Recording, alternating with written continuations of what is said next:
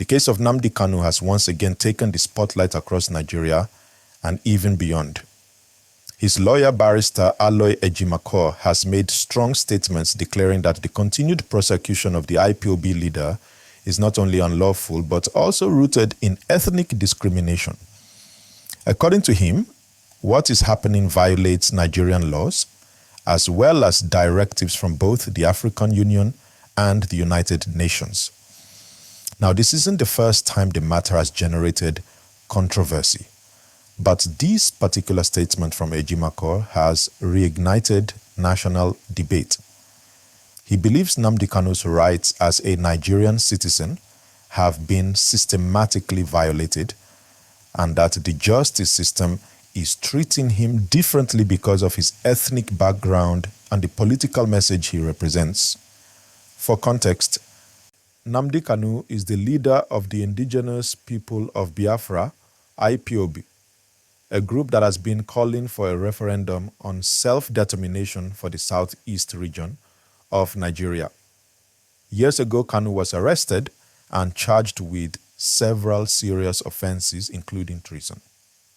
He was later granted bail, but after an operation at his home in Abia State that turned violent, he left the country. Fast forward to 2021, he was brought back to Nigeria under what many human rights lawyers described as an extraordinary rendition, a forced return that bypassed the legal extradition process. That single act is one of the biggest points of contention in this entire case. Ejimakor and many international observers say it broke both Nigerian and international law. In their view, the Nigerian government should have followed due process through a proper extradition request instead of forcibly bringing Kanu back. That issue alone has formed the backbone of many legal arguments since then. In 2022, the United Nations Working Group on Arbitrary Detention also weighed in. They issued an official opinion describing Kanu's detention as arbitrary and contrary to international law. They even recommended that he be released immediately and compensated for the violation of his rights. But that opinion, though influential, is not legally binding on Nigeria. The government chose to continue with the trial, insisting that the UN's view cannot override Nigeria's legal process.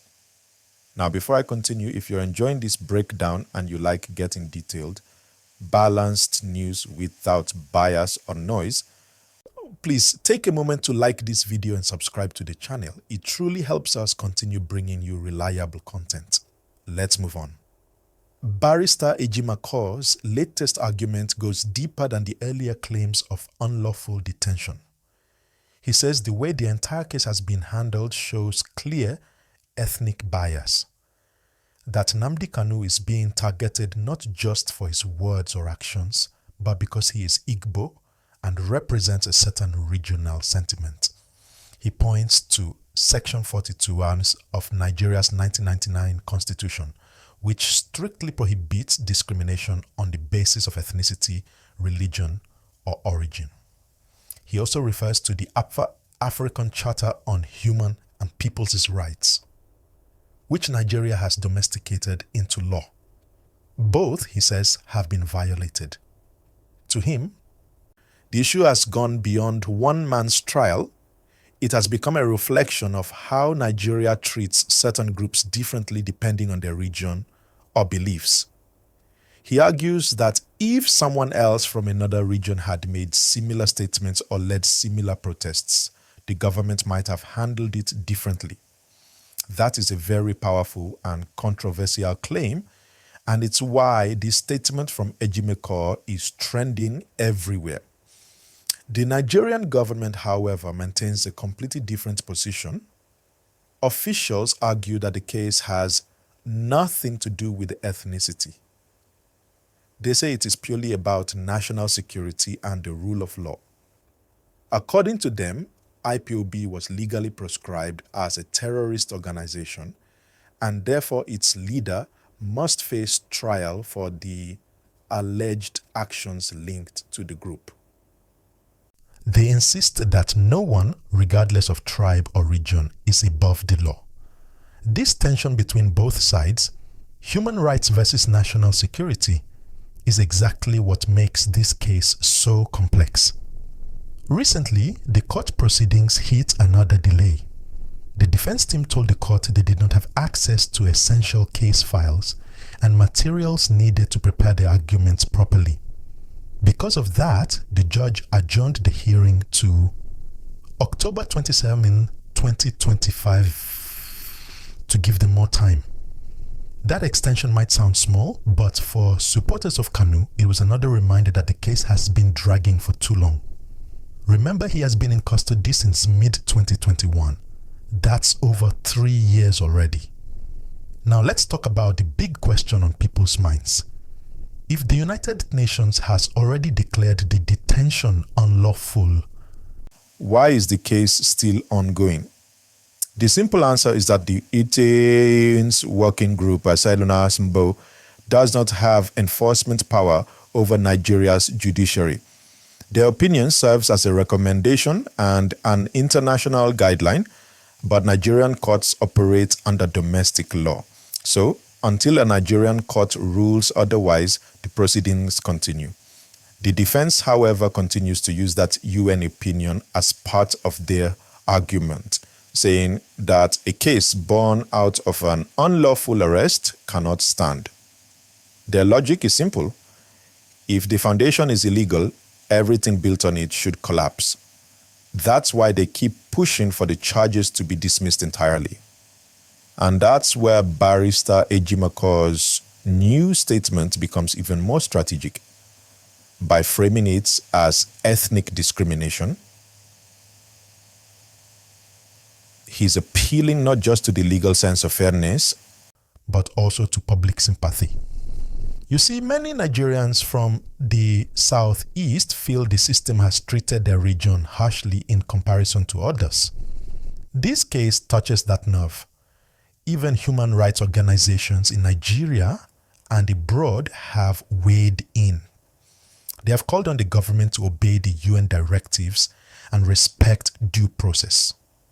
Some have even urged for a political solution, meaning that instead of continuing the trial, the government could explore dialogue and negotiation to bring the matter to a peaceful end. But the government remains firm. Officials say Kanu must face trial like anyone accused of similar offenses. They argue that the state cannot use political negotiation in place of justice, especially when national security is involved.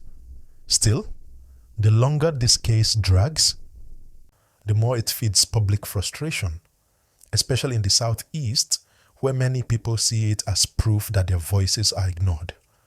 This is why Ejimakor's emphasis on discrimination is powerful. It connects with the emotional memory of people who already feel marginalized. Now, from a purely human perspective, imagine what detention feels like after 3 years. Limited movement, restricted access to family, only seeing the outside world through lawyers and court appearances. The lawyer has also raised concerns about Kanu's health. These are points that shape public perception, even beyond the courtroom. Meanwhile, across social media, the conversation is exploding again. On platforms like X, Facebook, and YouTube, Nigerians are debating the same question. Is Nnamdi Kanu being fairly treated, or is this ethnic bias? Some strongly defend the government, saying law must take its course. Others believe it's a political case dressed as a legal one. Whichever side people are on, everyone agrees that the case has become one of the most defining political and human rights stories in Nigeria today. Before we go further, if you've stayed with me this far, that means you're following the story with open eyes and an open mind. Please take 1 second, click the like button right now, and subscribe. if you haven't already. It helps us keep bringing you honest updates like this without noise or exaggeration. Now, looking ahead, the next court sitting will be crucial. It will determine whether the defense can finally start presenting its case or whether they'll continue to push for dismissal on the grounds of unlawful rendition. Whichever way it goes, this matter is likely to move from one court to another, all the way to the Supreme Court if necessary. Some political leaders from the Southeast have quietly called for a peaceful settlement. They argue that this case continues to inflame tension in the region and that finding a middle ground would help calm things down. But so far, there's no sign of such a solution happening. The federal government has not agreed to any out-of-court arrangement. They maintain that Kanu must face the charges to the end. So at this point, we are watching 3 different tracks unfold simultaneously.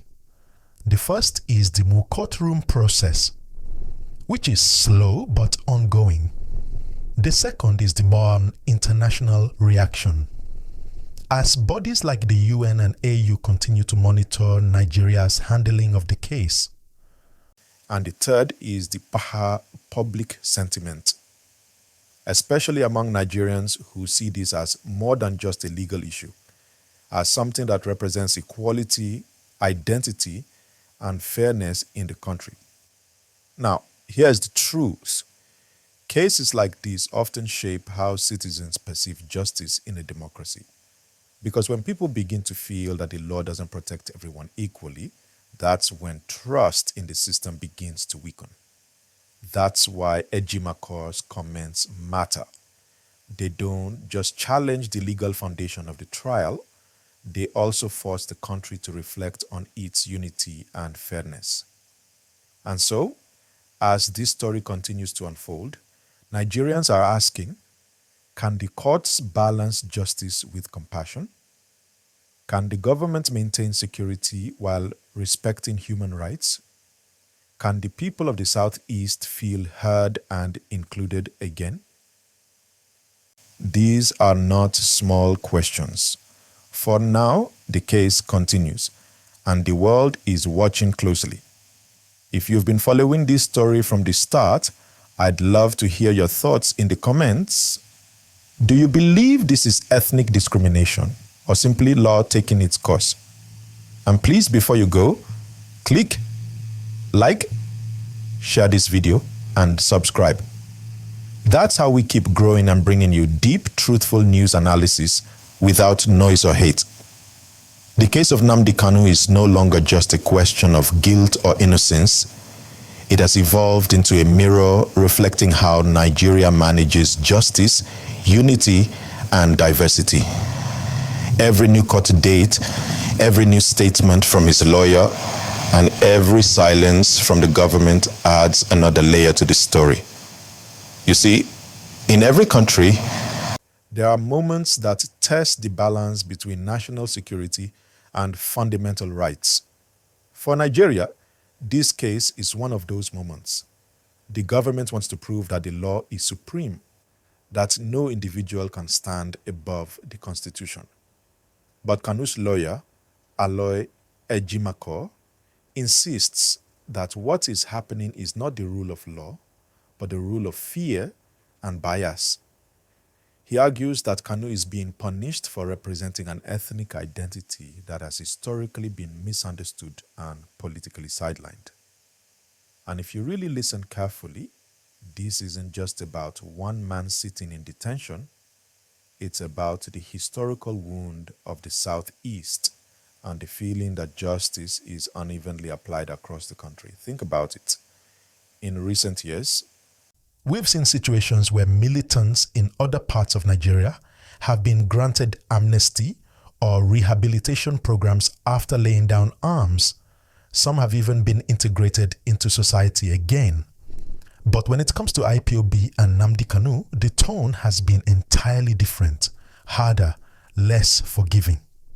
That contrast fuels Ejimakor's argument that the issue goes beyond law and dives into ethnic discrimination. Now, to be fair, national security concerns are real. Nigeria has been through multiple internal conflicts.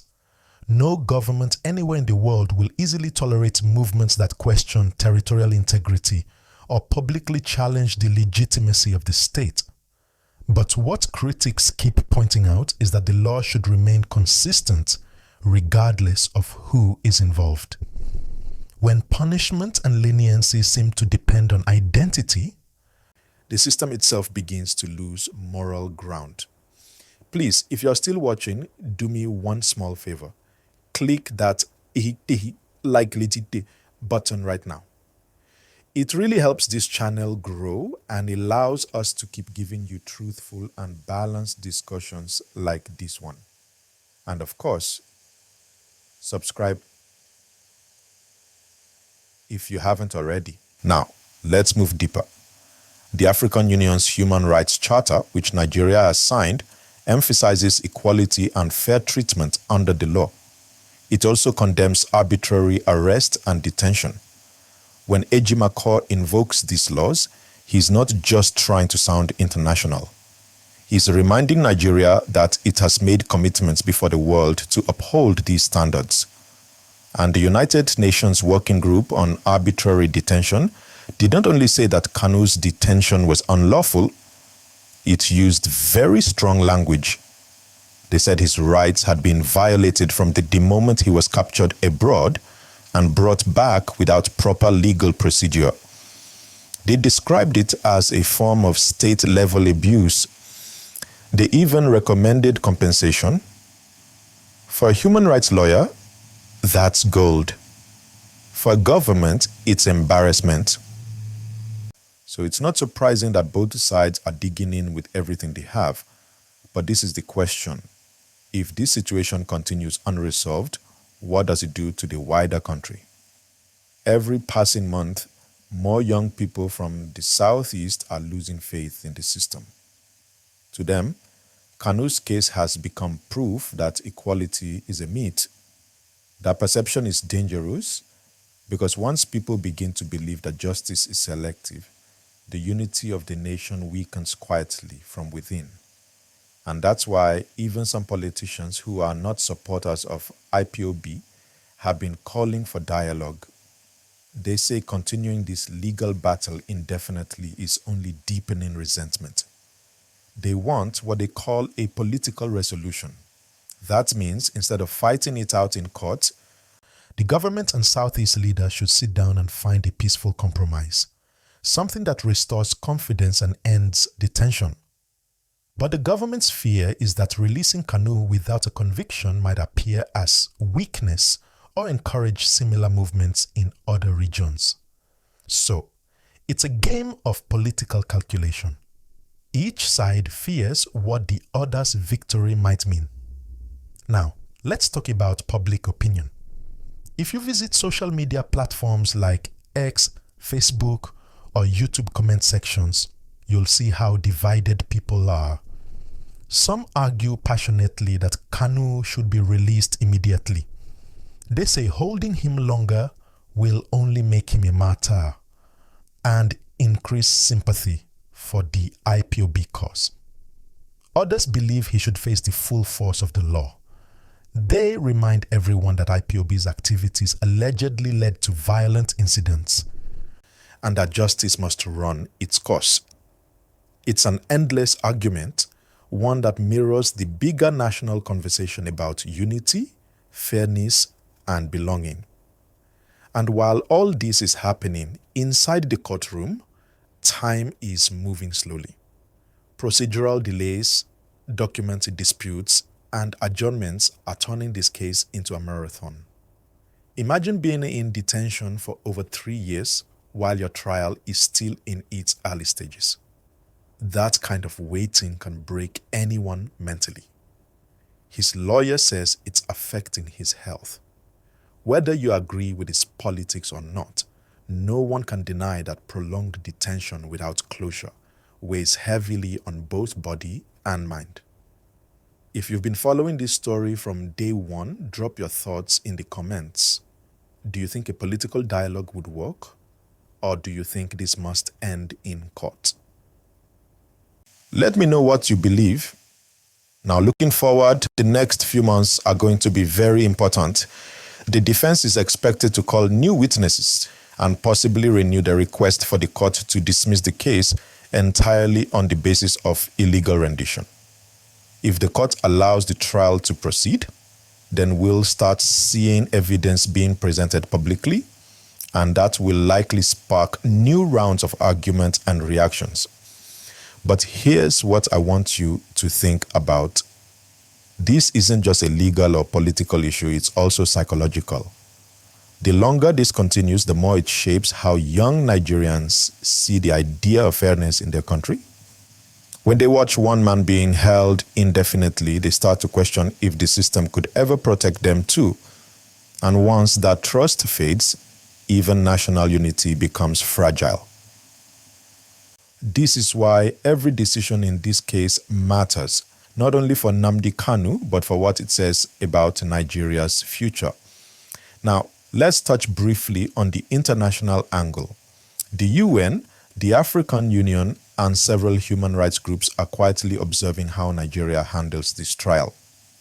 Each new development adds to the country's image abroad. Nigeria is often seen as a regional leader in Africa, so when cases like this drag on under accusations of discrimination, it hurts that reputation. Investors, foreign governments, and even advocacy groups start to question how strong the rule of law really is in the country. In diplomacy, perception can be as powerful as reality. So while the government insists it's only upholding justice, the world is measuring how balanced and humane that justice appears. Once again, my friends, please don't forget to like this video.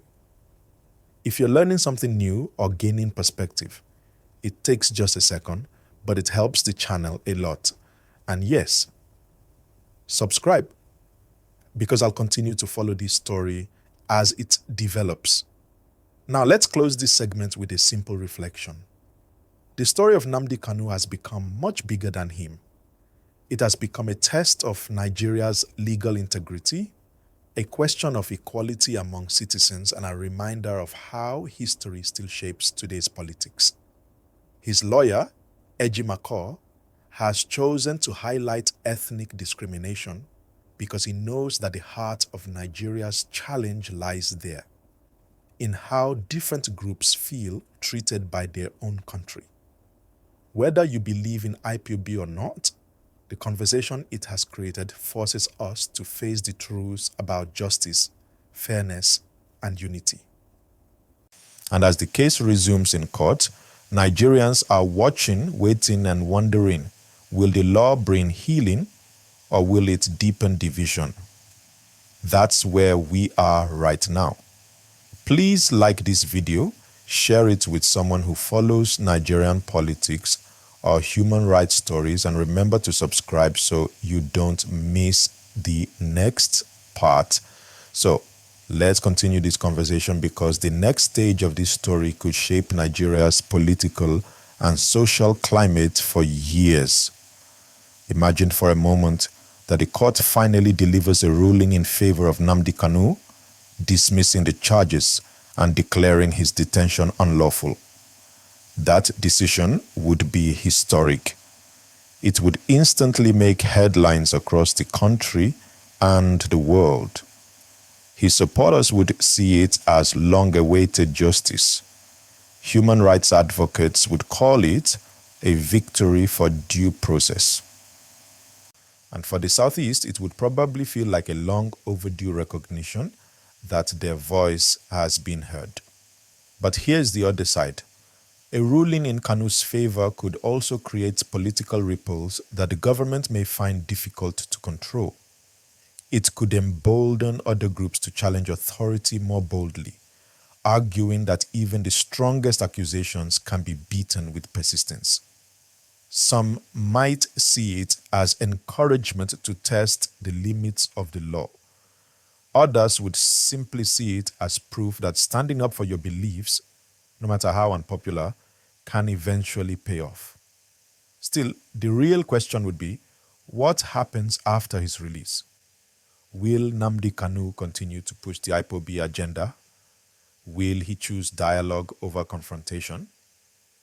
Or will the same cycle repeat itself? That's the uncertainty many Nigerians worry about. Now, if the court rules against him, allowing the charges to stand and convicting him, that would open another kind of reaction. Supporters of the government would say justice has finally prevailed. But in the Southeast, the tension could rise again. Many people there already feel marginalized. Seeing their symbolic leader sentenced could easily lead to protests, renewed agitation, and unfortunately even more clashes with security forces. That's why every decision in this case feels like walking on glass. One wrong step could break something fragile. Before I continue, if you're still here and following the story closely, please take a second to like this video right now. It really helps a lot. And if you haven't subscribed yet, please do. That way, you'll always be the first to get updates when we break down complex national issues like this in simple, honest language. Now let's look at the psychological and emotional weight of this story. For many Nigerians, Nnamdi Kanu represents more than politics. He represents courage, or depending on whom you ask, defiance. But either way, he represents someone who spoke when many were silent. Whether you agree with his approach or not, his story has forced Nigerians to confront hard questions about fairness, equality, and belonging. And if we're being honest, Nigeria has always struggled with questions of belonging. We call ourselves one nation, but regional and ethnic mistrust still exists deeply. The Nnamdi Kanu case has only made that truth louder. You can hear it in social media debates, in market conversations, in university discussions, and even in church gatherings. People are asking, is Nigeria truly equal for everyone?